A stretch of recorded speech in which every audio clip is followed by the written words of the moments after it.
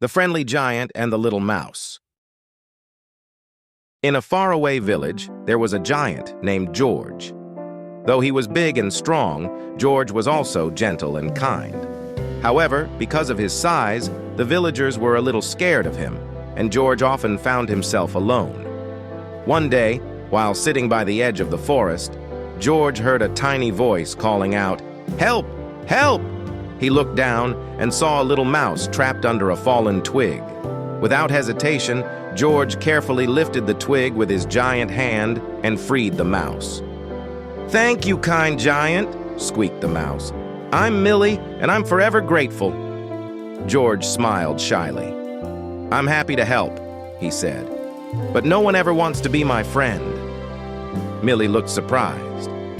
"Why not?" George sighed. "I think I'm too big and scary." Millie shook her tiny head.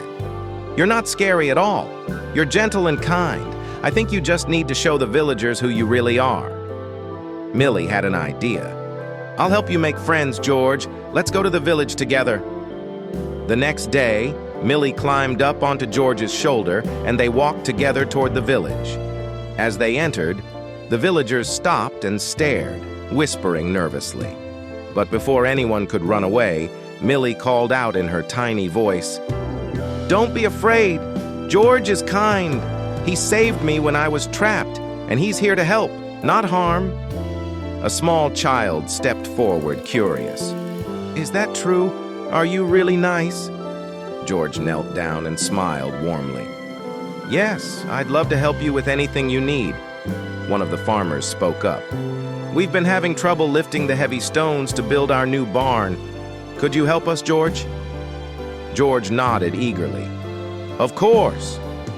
With his giant hands, George easily lifted the stones and placed them where the villagers needed. Everyone was amazed at how quickly the barn was built with George's help.